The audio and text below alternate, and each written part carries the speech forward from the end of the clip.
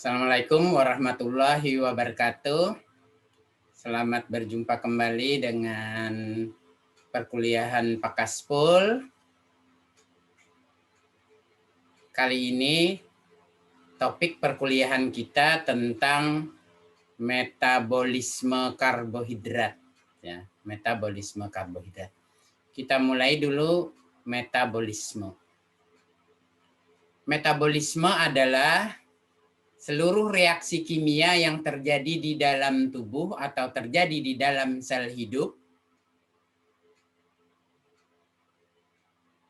beserta perubahan energi yang menyertainya.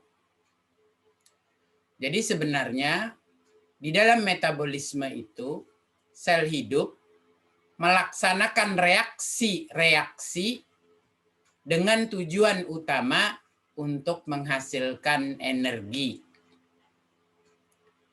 Energi yang dihasilkan berupa ATP. Tetapi perlu diingat, tak sekedar dihasilkan dalam arti harfiah sesungguhnya. Jadi maksud dihasilkan di sini adalah termasuk digunakan, ya, termasuk digunakan. Jadi energi yang dihasilkan ini berupa ATP, adenosin trifosfat. Bisa berupa energi yang dibebaskan atau benar-benar dihasilkan, atau energi yang dihasilkan oleh reaksi tersebut lalu digunakan lagi untuk reaksi yang lain.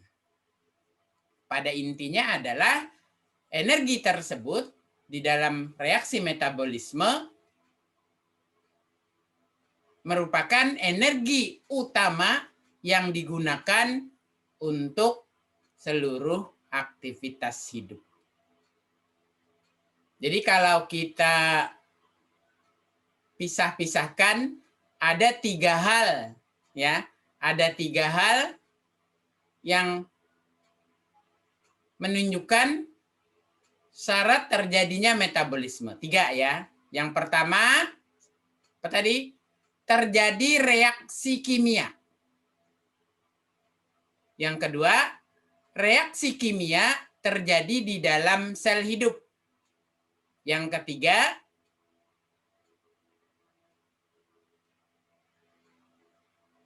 ada perubahan energi. Nah, mungkin yang lebih tepat adalah perubahan energi, ya. Ya, kita ulang definisi metabolismenya supaya lebih tepat. Metabolisme adalah seluruh reaksi kimia yang terjadi di dalam sel hidup beserta perubahan energi yang menyertainya. Nah, istilah perubahan lebih tepat daripada yang tadi, yang definisi yang pertama tadi, dihasilkan. Kenapa? Karena energi tersebut kadang dihasilkan, kadang dipakai atau diambil atau diperlukan. Ya. Dengan demikian, berdasarkan energi tersebut dihasilkan atau dilepas, kemudian ada juga reaksi lain justru menggunakan energi atau memanfaatkan energi tersebut atau mengambil energi tersebut, maka metabolisme dibagi menjadi 2 golongan besar. Yang pertama, anabolisme, ya. Anabolisme. Yang kedua, katabolisme. Ya. Kita lihat apa itu anabolisme. Anabolisme adalah reaksi metabolisme atau proses metabolisme yang memerlukan energi atau memakai energi.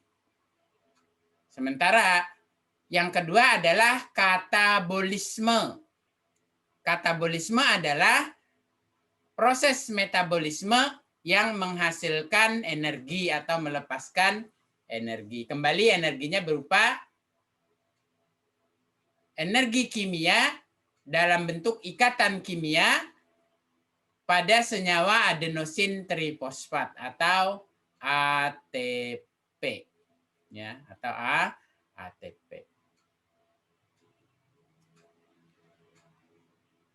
Pada kesempatan kali ini kita membicarakan tentang metabolisme karbohidrat. Sesuai dengan dua golongan besar metabolisme, berarti metabolisme karbohidrat juga ada dua macam, ada anabolisme dan ada katabolisme. Anabolisme, proses pembentukan zat organik bermolekul besar atau bermolekul kompleks dengan bahannya adalah senyawa-senyawa sederhana atau senyawa-senyawa anorganik dan memerlukan energi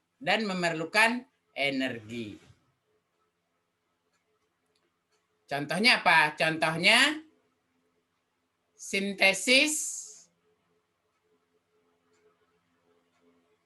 karbohidrat bermolekul kompleks, misalnya sintesis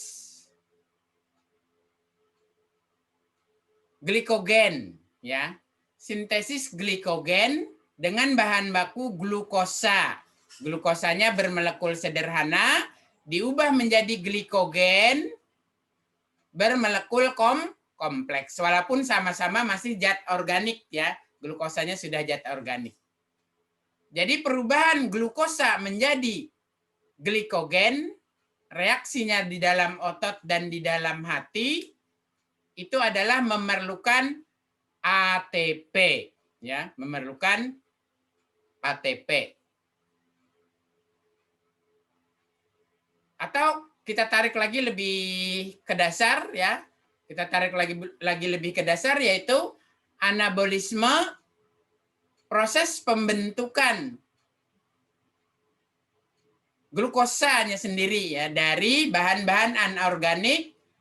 Bahan anorganiknya adalah air atau H2O dan karbon dioksida atau CO2. Bahan anorganik ini, H2O dan CO2, dengan bantuan energi cahaya matahari, nah ini kebetulan energinya adalah cahaya matahari, ini terjadi pada tumbuhan, ya, terjadi pada tumbuhan. Kebetulan karena tingkatannya pada tumbuhan, dia memerlukan energi juga, tapi energinya adalah energi cahaya matahari atau foton. Ya, dengan bantuan energi cahaya matahari atau foton, CO2 dan H2O bereaksi menghasilkan glukosa C6H12O6. Nah, itu anabolisme. Lalu yang kedua katabolisme. Katabolisme tentu saja reaksi sebaliknya dari anabolisme. Katabolisme adalah reaksi penguraian zat-zat bermolekul kompleks atau zat-zat organik diurai menjadi zat-zat anorganik yang bermolekul lebih rendah atau lebih kecil. Ini reaksi sebaliknya, yaitu reaksi respirasi pada tingkat sel, penguraian glukosa menjadi CO2 dan H2O. Nah, ini katabolisme. Kalau tadi CO2 plus H2O dalam fotosintesis menghasilkan glukosa dengan bantuan energi cahaya matahari atau memerlukan energi cahaya matahari atau memakai energi cahaya matahari, tidak harus matahari, ya, bisa dalam bentuk cahaya lampu atau cahaya lampu pijar, cahaya dengan intensitas yang cukup. Lalu menghasilkan glukosa. Nah, itu adalah anabolisme. Tetapi kembali lagi bahwa reaksi katabolisme sebaliknya, ya, bahwa bahan baku berupa glukosa diurai menjadi CO2 dan H2O. Penguraian dalam reaksi katabolisme glukosa ini memerlukan energi. Energinya yang diperlukan dalam bentuk ATP, adenosin trifosfat, yang ada di dalam sel.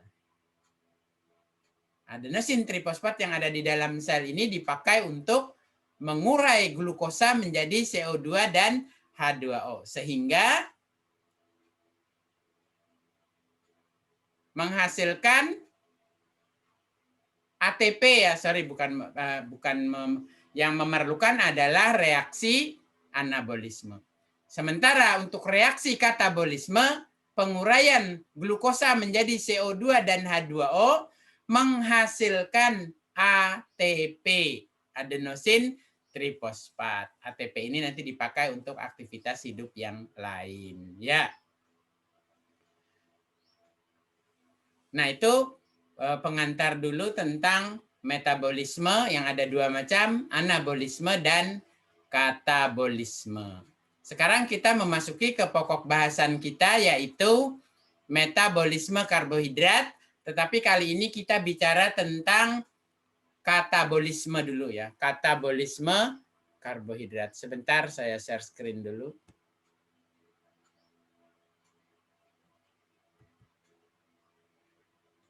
Ya, metabolisme karbohidrat.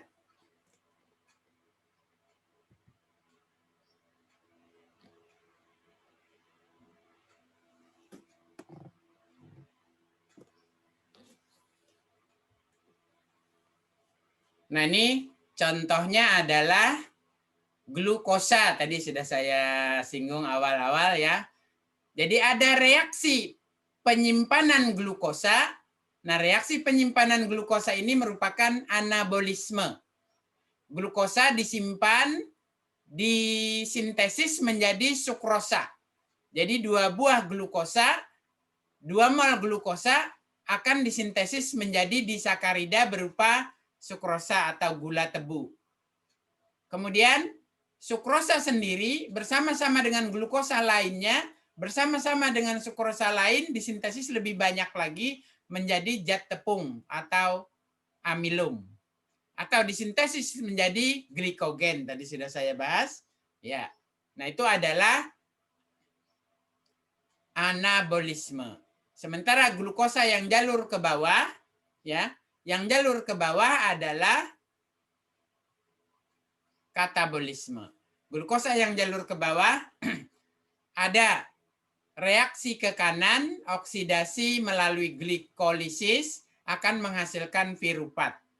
Yang jalur ke kiri, oksidasi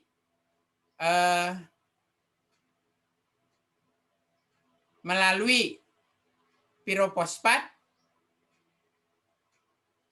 akan menghasilkan jalur pentosa pirofosfat menghasilkan ribosa 5-fosfat. Nah, ini reaksi yang ke bawah, kiri dan kanan ini adalah katabolisme. Nah, yang ini nanti reaksi katabolisme ini yang khusus kita bicarakan hari ini nanti. Tapi kita lihat dulu. Nah, kita lihat. Ada kita makan ya lewat mulut. Kita makan lewat mulut tentu saja ya. Makan amilum atau zat tepung. Lalu amilum atau zat tepung atau pati ya, dengan bantuan enzim alfa amilase akan diurai menjadi maltosa. Nah, ini proses pencernaan. Kemudian sampai di usus halus. Di usus halus masih proses pencernaan, maltosa dengan bantuan enzim maltase diubah menjadi 2 mol glukosa. Ini masih proses pencernaan. Lalu glukosa yang ada di dalam usus halus ini diserap oleh pembuluh darah. Ikut aliran darah sampai ke seluruh sel dan jaringan di seluruh tubuh. Glukosa yang sampai di seluruh sel dan jaringan di seluruh tubuh ini akan mengalami proses glikolisis, tahapan awal dari katabolisme karbohidrat.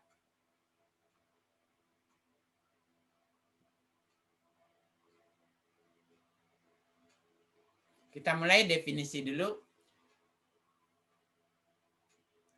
Glikolisis. Jadi, tahapan awal dari glikolisis adalah tahapan awal dari katabolisme karbohidrat adalah glikolisis. Ya. Glukosa mulai diurai. Ya, kita mulai ya. Glikolisis adalah rangkaian reaksi yang mengubah glukosa menjadi 2 molekul piruvat atau 2 molekul asam piruvat. Asam piruvat ya, tapi boleh disebut piruvat saja.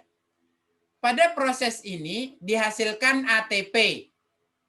Glikolisis disebut juga dengan Embden-Meyerhof pathway atau jalur reaksi Embden-Meyerhof. Ya, ini diberi nama berdasarkan 2 orang nama tokoh penemunya, yaitu Embden dan Meyerhof. Ada 10 langkah reaksi glikolisis sampai akhirnya dihasilkan piruvat. Ya, ada 10 langkah glikolisis sampai akhirnya dihasilkan piruvat.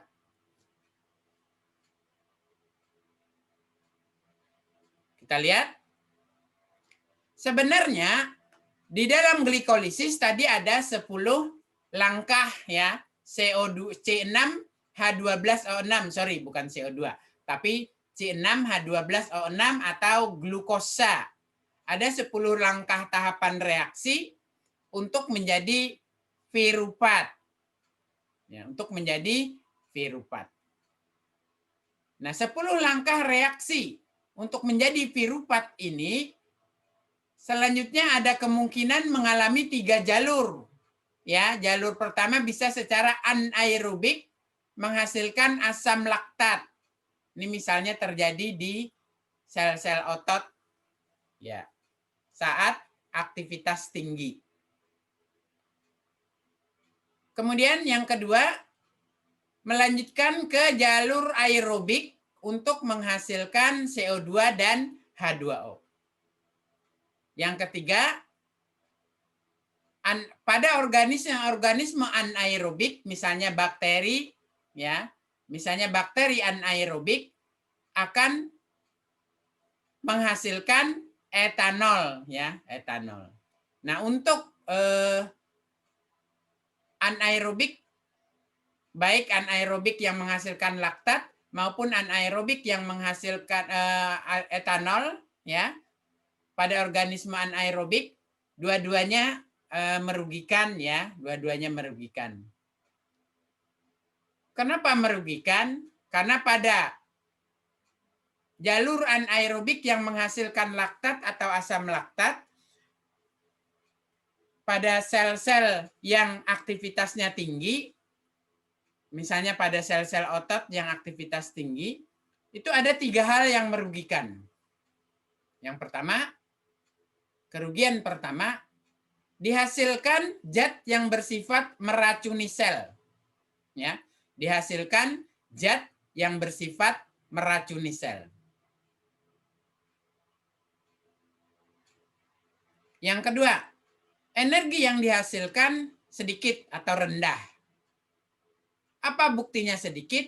Karena 1 mol C6H12O6, 1 mol glukosa C6H12O6 dalam respirasi anaerobik yang menghasilkan asam laktat atau laktat hanya menghasilkan 1 mol ATP, 1 mol aja. 1 mol glukosa menghasilkan 1 mol ATP.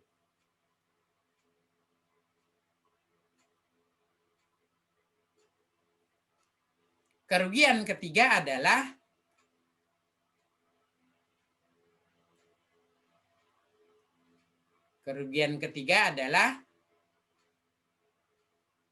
sebentar. Tadi ada 1, kerugian yang pertama, dihasilkan zat yang bersifat meracuni sel, dalam hal ini laktat atau asam laktat. Ya. kenapa dia bersifat meracuni sel, dapat menyebabkan rasa pegal pada sel-sel otot. Yang kedua, energi yang dihasilkan rendah, hanya 1 mol ATP yang dihasilkan untuk 1 mol glukosa.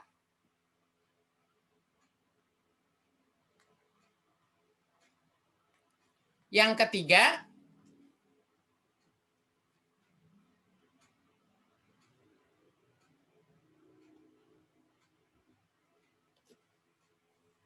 ada 3 tadi ya. Sebentar. Energi yang dihasilkan rendah, dihasilkan zat yang bersifat meracuni sel, dalam hal ini asam laktat, menyebabkan rasa pegal. Kemudian pada bakteri anaerobik menghasilkan etanol, yang justru etanol itu sendiri dapat membunuh sel-sel bakterinya sendiri dalam konsentrasi yang lebih tinggi. Maksudnya begini, pada sel-sel bakteri anaerobik yang melakukan respirasi anaerobik ini akan menghasilkan etanol.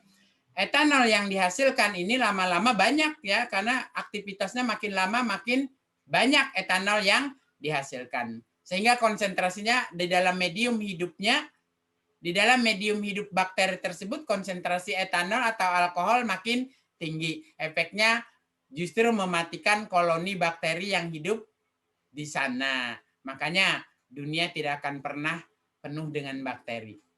Itu mekanisme alam ya, agar dunia tidak penuh dengan bakteri. Kenapa? Karena kalau tidak ada mekanisme ini, dunia akan penuh dengan bakteri. Teorinya dalam 20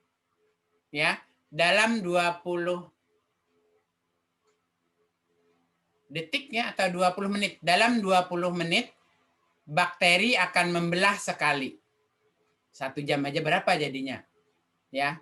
Seharian kali 24 jam aja berapa bakteri? Seminggu berapa bakteri yang dihasilkan? Sebulan berapa bakteri yang dihasilkan? Setahun berapa bakteri yang dihasilkan? Kalau tidak ada mekanisme penghambatan pertumbuhan bakteri oleh etanol yang justru dihasilkan oleh bakteri itu sendiri pada saat respirasi anaerobiknya. Ya.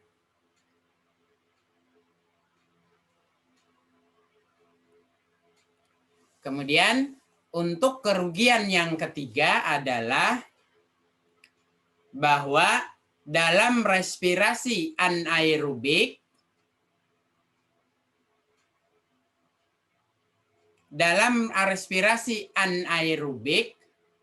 apa ya kalau saya tiba-tiba lupa. Kita keuntungannya aja dulu. Keuntungannya hanya 1 aja ya. Keuntungannya hanya 1, yaitu yaitu reaksi terjadi cepat ya. Nah, jadi untuk reaksi anaerobik, reaksinya terjadi cepat.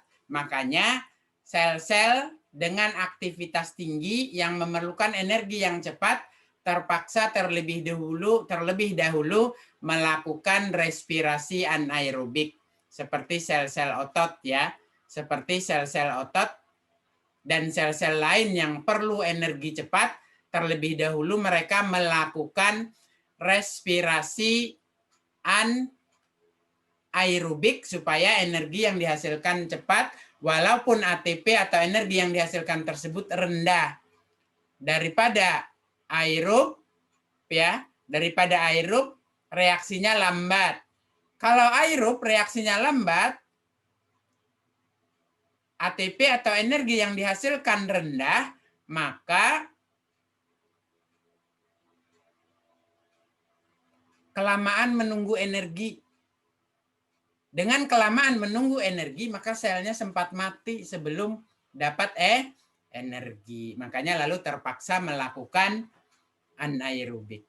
Tetapi nanti kalau sudah sel-selnya beristirahat, misalnya sedang istirahat atau sedang istirahat total saat tidur, maka sel-sel otot akan melakukan respirasi aerobik untuk mendapatkan energi yang lebih banyak dan untuk mengoksidasi asam laktat yang dihasilkan saat aerob, menghilangkan rasa pegal. Itulah hubungannya kenapa pegal harus segera istirahat supaya asam laktatnya segera dioksidasi, segera diurai menjadi CO2 dan H2O untuk tidak meracuni sel. Sekarang kita lihat dulu slide berikutnya ya. Kita lihat slide berikutnya.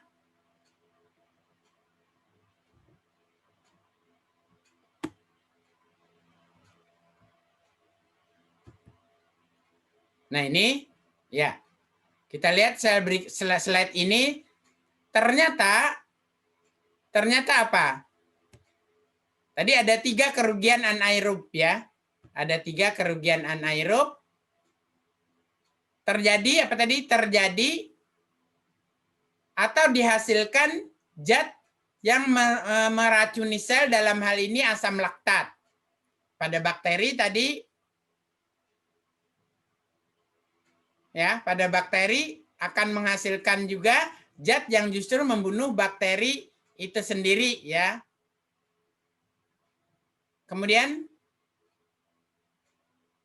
energi yang dihasilkan rendah, tadi sudah kita bahas juga ya. Energi yang dihasilkan rendah. Nah, kerugian yang ketiga justru hubungannya dengan energi yang dihasilkan rendah, yaitu bahan baku, yaitu glukosa diperlukan lebih banyak. Kenapa? Karena 1 mol glukosa hanya menghasilkan 1 mol ATP. Bedanya dengan aerob, sebaliknya ya. Kalau glikolisis aerob, maka ada 3 keuntungan dan 1 kerugian. Berarti pada aerob,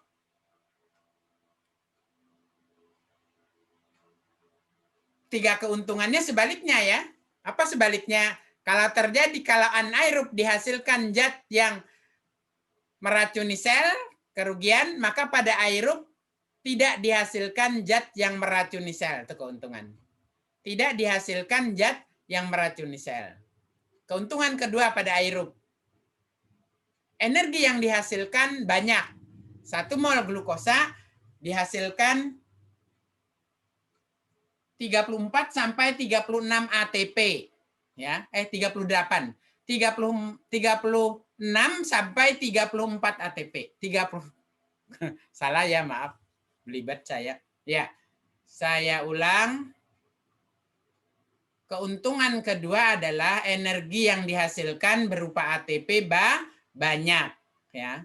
Yaitu 1 mol glukosa akan menghasilkan 36 sampai 38 ATP.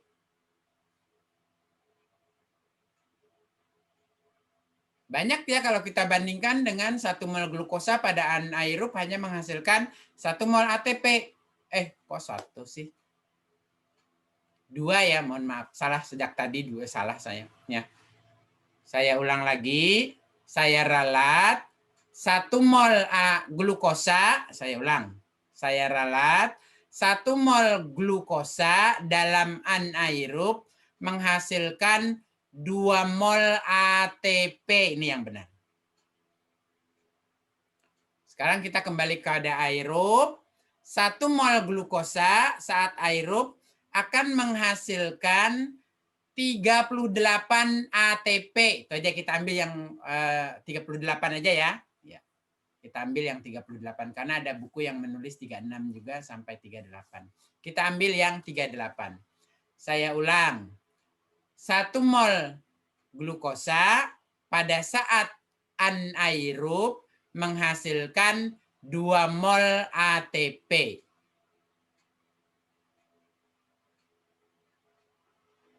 Sebaliknya, pada saat aerob, 1 mol glukosa menghasilkan 38 mol ATP.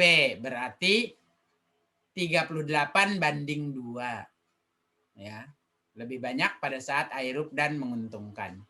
Keuntungan ketiga saat aerob adalah bahan baku yang diperlukan untuk melaksanakan reaksi aerob sedikit, hanya 1 mol. Dapat 38 mol ATP.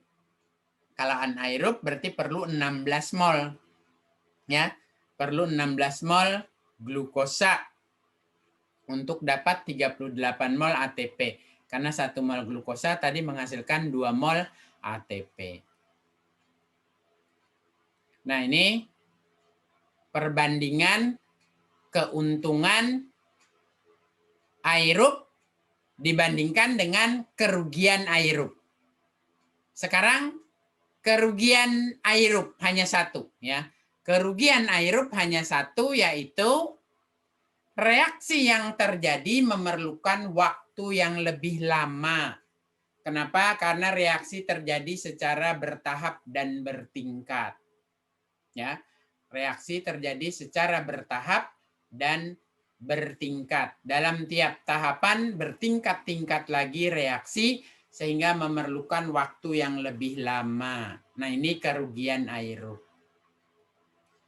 Satu kerugian aerob ini sebaliknya di anaerob menguntungkan. Jadi ada satu keuntungan anaerob, sudah dibahas sebelumnya tadi bahwa reaksi anaerob terjadi lebih cepat. Kenapa lebih cepat? Karena reaksi anaerob langsung, ya, tidak bertahap dan tidak bertingkat. Ya, terjadi langsung, tidak bertahap dan tidak bertingkat. Sekarang tadi sudah kita bahas bahwa glikolisis adalah tahapan pertama. Glikolisis adalah tahapan pertama katabolisme aerob. Ya. Kalau anaerob hanya satu, langsung glikolisis anaerob selesai. Kalau aerob, glikolisis merupakan tahapan pertama. Tahapan keduanya adalah dekarboksilasi oksidatif.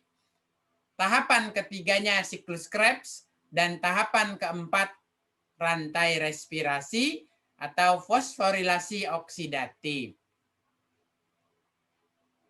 Sekarang kita fokus ke, sebelum kita fokus ke 4 tahapan ini, kita kembali ke anaerob. Ya. Kita kembali ke anaerob supaya lebih sistematik dari awal aja ya. Glikolisis anaerob atau respirasi anaerob menghasilkan zat yang bersifat meracuni sel, yaitu asam laktat. Misalnya pada sel-sel otot, asam laktat ini meracuni sel dengan menimbulkan rasa pegal. Berikutnya, glikolisis anaerob atau respirasi anaerob terjadi pada sel dengan aktivitas tinggi atau sel yang membutuhkan energi cepat. ATP yang dihasilkan dalam anaerob sedikit atau rendah. Sehingga glukosa sebagai bahan baku untuk anaerob lebih banyak diperlukan. Tetapi karena dia anaerob tidak memerlukan oksigen. Tidak memerlukan oksigen berarti harus tidak ada oksigen. Kadang kalau justru ada oksigen menghambat reaksi anaerobnya. Misalnya apa? Misalnya pada proses pembuatan tape ya. Kalau ditutup kan biasanya setelah dibubuhi dengan raginya, maka permukaan wadah untuk fermentasi tapenya ditutup dengan kain. Untuk apa? Kain lembab. Untuk apa? Untuk agar tidak terlalu banyak oksigen yang masuk ke dalam wadah tersebut. Kenapa? Karena kalau banyak oksigen akan menghambat fermentasinya, ya, akan menghambat fermentasinya. Sebagian besar energi diperoleh secara anaerob pada berbagai organ. Kita lihat satu. Pada otak, saluran pencernaan, medula renalis, dan retina serta kulit cenderung anaerob.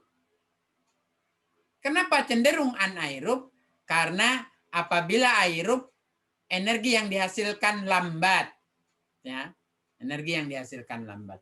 Yang kedua, hepar, ginjal, dan jantung. Hati, ginjal, dan jantung.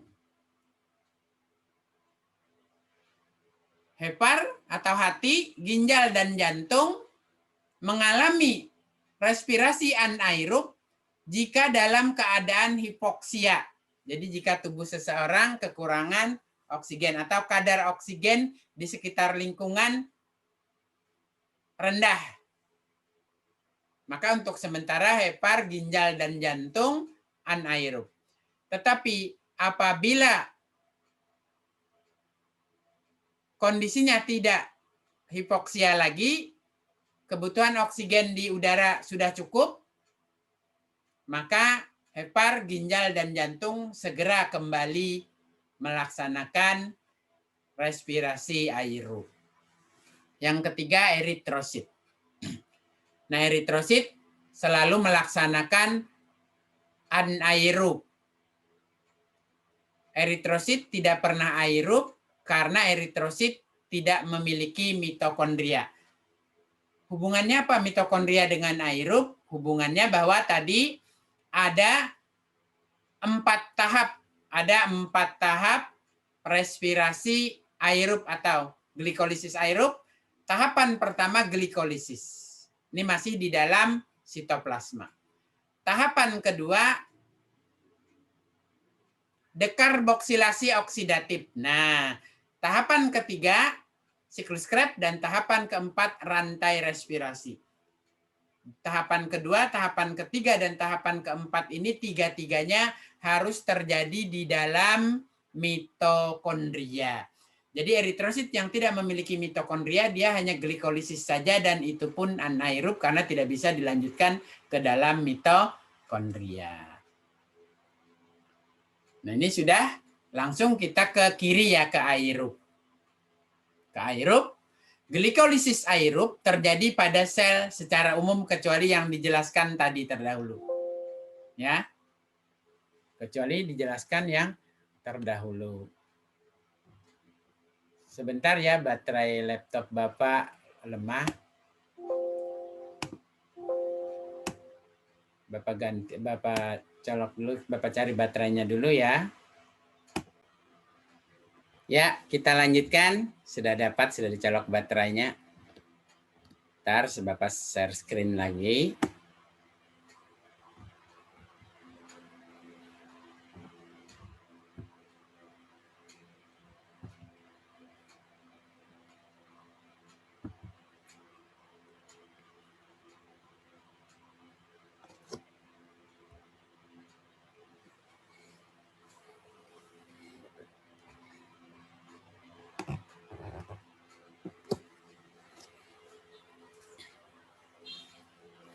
Ya, Bapak ulangi, kita sudah sampai glikolisis aerob. Ya, pada glikolisis aerob terjadi pada sel secara umum, kemudian kebutuhan glukosa minimal, hasil ATP lebih banyak, tapi reaksi lambat. Setelah glikolisis di dalam sitoplasma, reaksi dilanjutkan ke dalam mitokondria, yaitu dekarboksilasi oksidatif, ya, dekarboksilasi oksidatif. Yang kedua, yang ketiga siklus Krebs, dan yang keempat rantai respirasi. Dekarboksilasi oksidatif, siklus Krebs, dan rantai respirasi ketiganya terjadi di dalam mitokondria. Ya.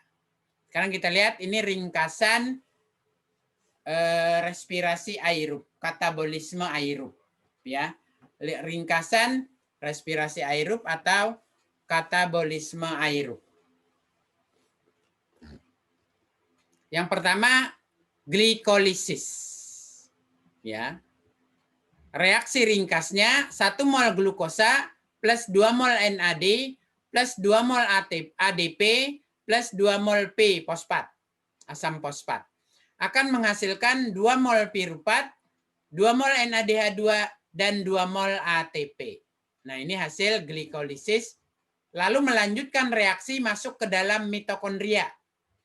2 mol piruvat masuk ke dalam mitokondria melanjutkan reaksi tahap kedua, dekarboksilasi oksidatif. Sementara 2 mol NADH2 yang dihasilkan dalam glikolisis juga masuk ke dalam mitokondria untuk melanjutkan reaksi rantai respirasi. Tapi nanti aja dulu kita tahan dulu penjelasan rantai respirasi, kita ke dekarboksilasi oksidatif di tahap kedua. Ringkasan reaksi dekarboksilasi oksidatif adalah 2 mol asetil koenzim A. Ini dihasilkan dari 2 mol piruvat. 2 mol piruvat yang masuk ke dalam mitokondria melanjutkan reaksi dekarboksilasi oksidatif menghasilkan 2 mol asetil koenzim A dan 2 mol NADH2. Asetil koenzim A hasil dekarboksilasi oksidatif 2 mol masuk ke dalam siklus Krebs. Sementara 2 mol NADH2 masuk ke rantai respirasi. Jadi sekarang ada 4 mol NADH2 bahan rantai respirasi. Selanjutnya, 2 mol asetil koenzim A dalam mitokondria melanjutkan reaksi ke tahap 3 siklus Krebs. Di dalam siklus Krebs, reaksinya adalah 2 mol asetil koenzim A akan menghasilkan 2 mol ATP, 2 mol FADH2, dan 6 mol NADH2. 2 mol FADH2 dan 6 mol NADH2 masuk ke rantai respirasi sebagai bahan baku rantai respirasi. Sekarang ada berapa mol bahan NADH2 yang akan bereaksi di rantai respirasi? Ada 10 mol. 2 mol NADH2 dari glikolisis,